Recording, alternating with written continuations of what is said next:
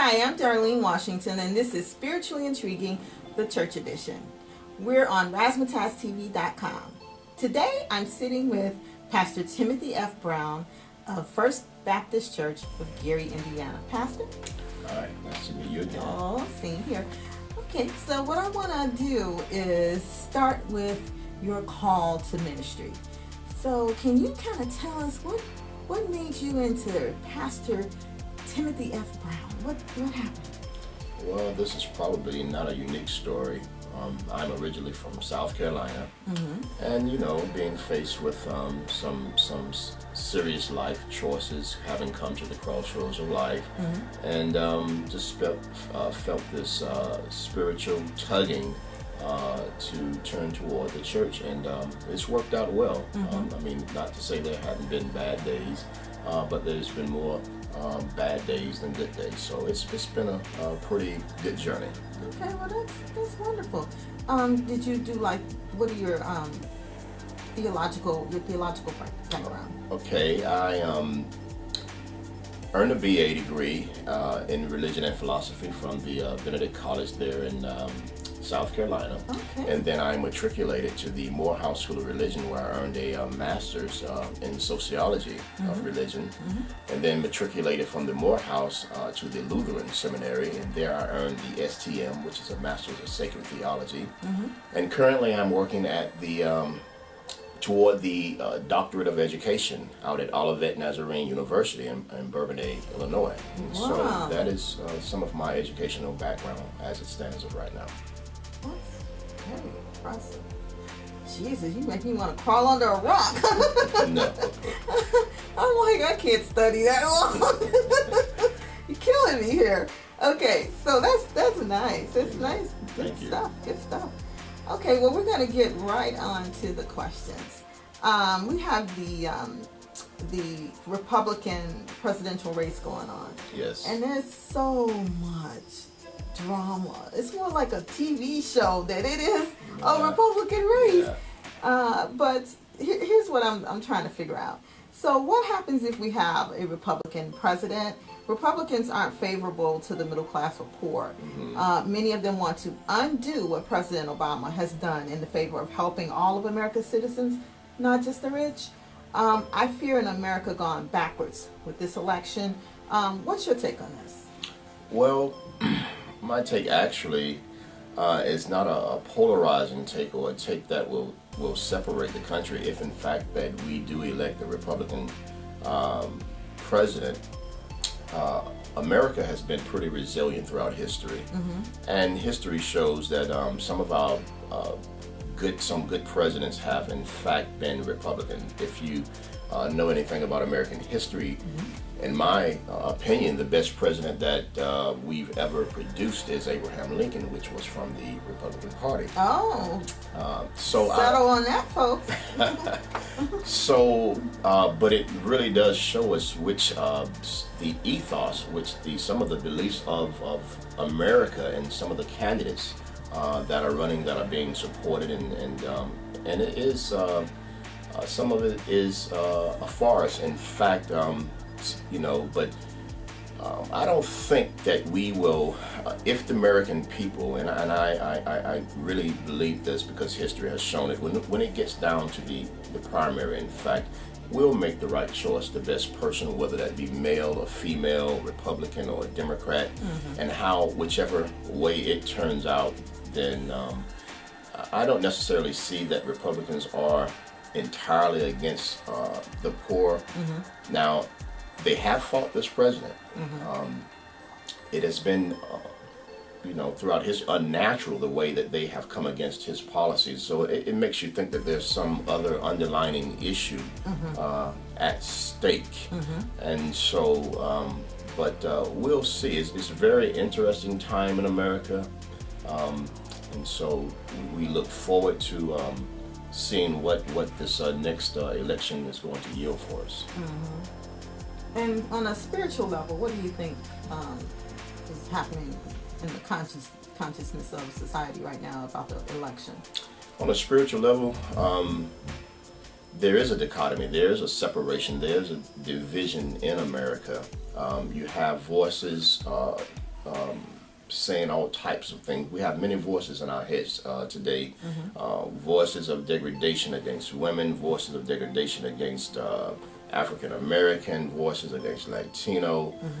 So on a spiritual note, we need to listen to the voice and the consciousness of the right thing and follow policies. And that's one of the things that I think will be very quintessential, is for the poor to galvanize that society of people, the poor and the middle class, and vote.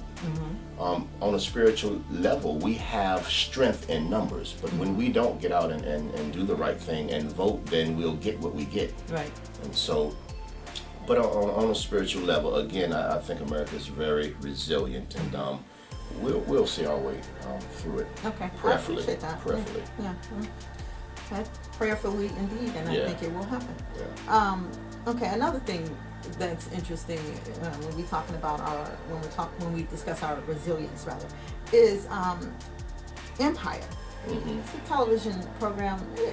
It's entertaining, and I warn you people, entertainment is just what it is. It's entertainment, but there's the subliminal effects of entertainment as well. So we do have to be careful what we let into our ears and our surroundings. So here's my question. Are shows like Empire shaping our children's future perspectives on what's important, or is it just an entertainment soiree? Empire had 17 million viewers in its first season. The Republican debate had 22.9 million viewers. The show seems to be almost as important as our nation's future. That's exciting and alarming.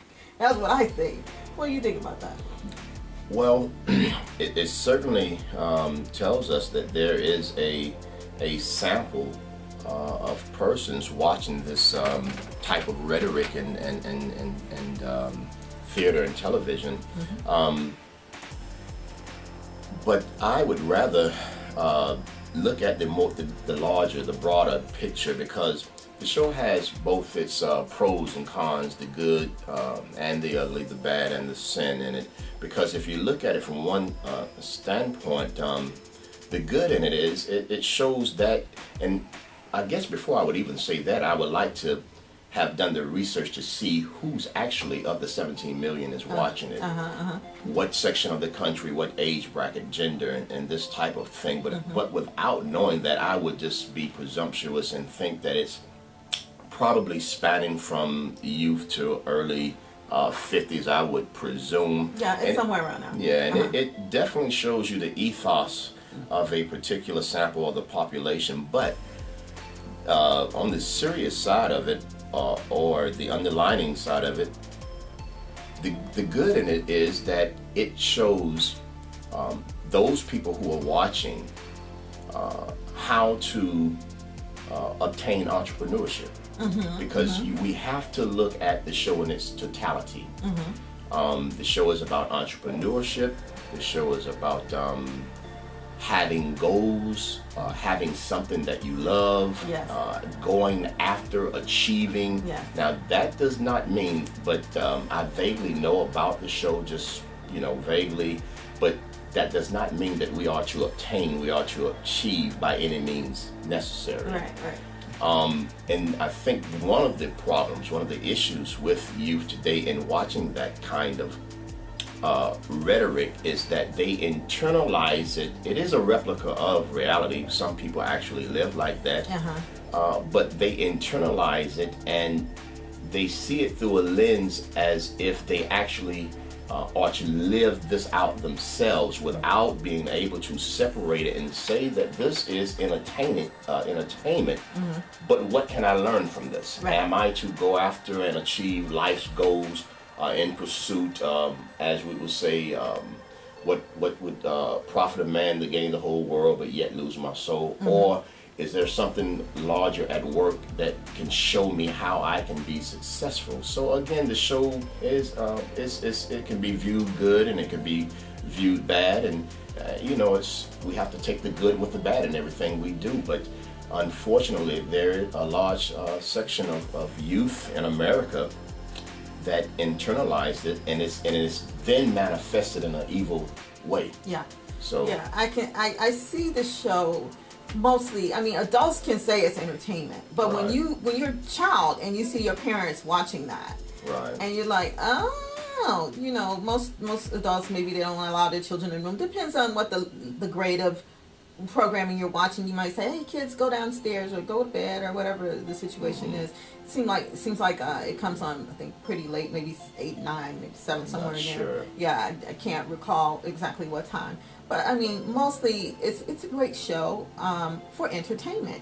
But again, as I said, you just have to be careful what you're letting in, you know. And Right. I'm not someone who can, you know, take in a bad situation and filter out, Right. you know, what needs to be filtered out. Right. But not everyone can do that. That's the problem. You're right. There lies your problem. Not right everyone there. can do that. But then on the flip side of that, you know, you can't show your children an unrealistic world either.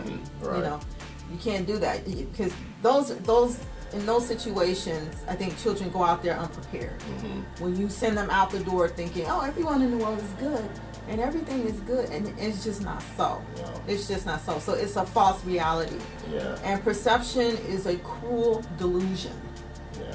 It is a very cruel delusion when it's not the reality. Yeah, there is a paradox with this show. I mean, you see some good and you see some bad, and as you said, that's in everything you do, from Right. the spiritual to the secular. Yeah. You know, so, but as you said, people cannot filter that, especially vulnerable people, Right. people who are still impressionable. We're talking about specifically the youth, and then you have some adults who still playing with toys as well, but. Exactly.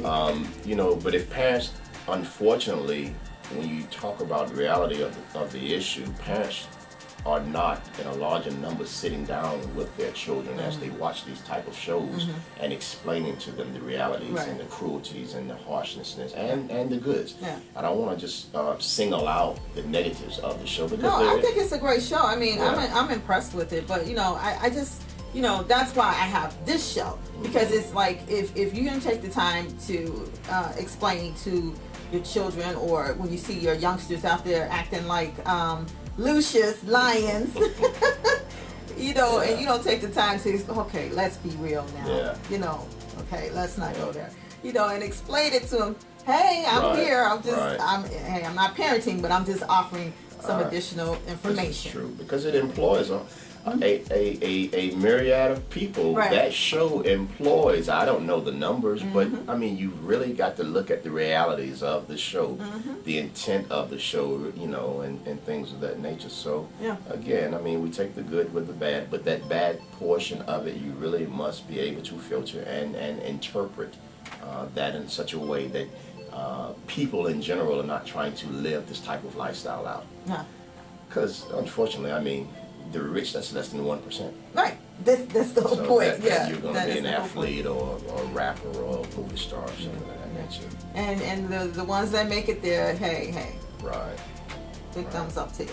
But anyways, okay, well that's our show for today. Thank you so much, Pastor Brown, for giving Thank you for us having me. proper insight on these particular issues. Amen. Thank you. Thank you. Okay, bye people.